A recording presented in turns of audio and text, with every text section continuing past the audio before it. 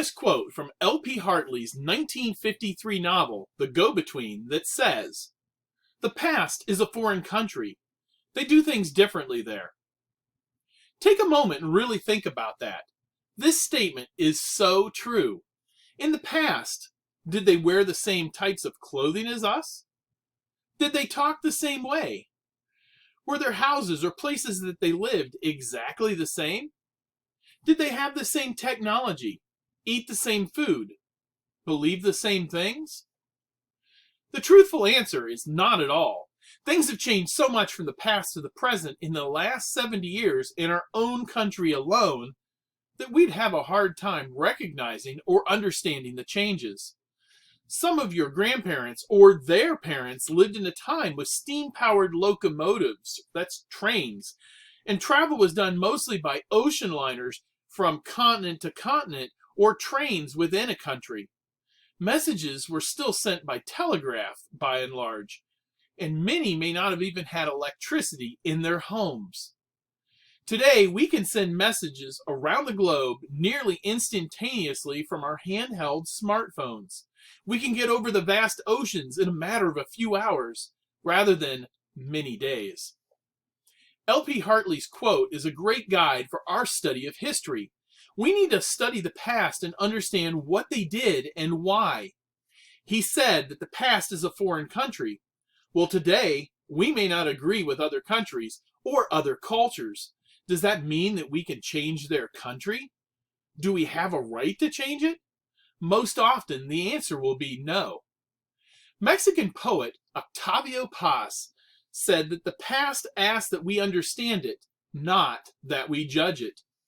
This is something important to consider as we study history. It is a major challenge for us to not automatically judge history.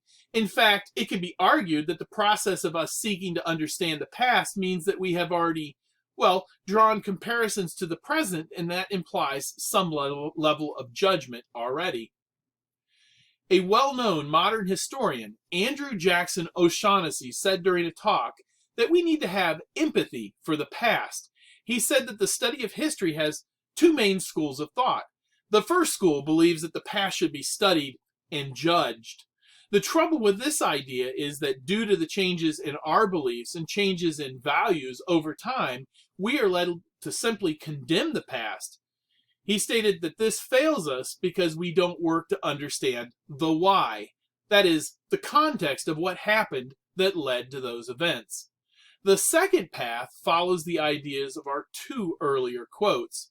O'Shaughnessy said that we need to set aside our beliefs, our judgments, and look at the past on its own terms, as it really happened.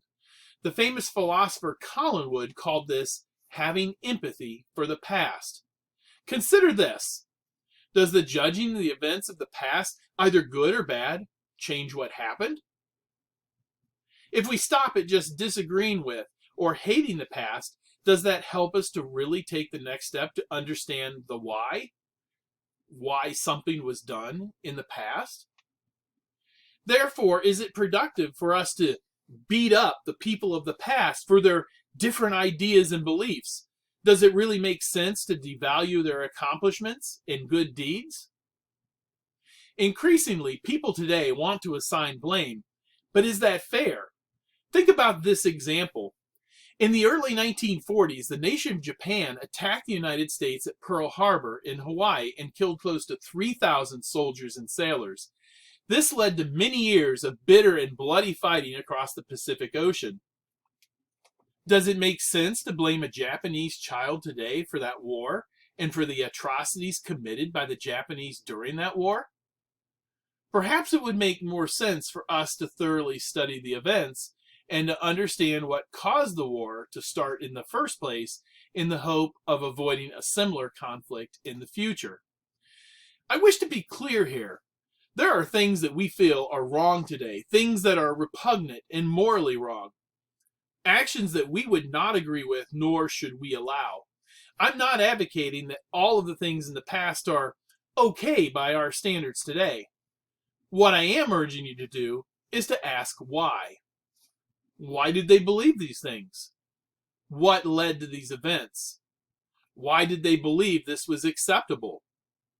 What would we do differently today? Are there things we can learn from the past? But don't stop there. Ask questions. Study.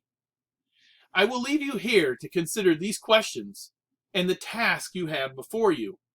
The study of the past is an interesting journey of events, both good and bad, and the stories of the decisions people made and the reasons why they made them. Remember, the first way to understand a foreign country is to begin by studying. Your journey of the past starts here. Enjoy your journey.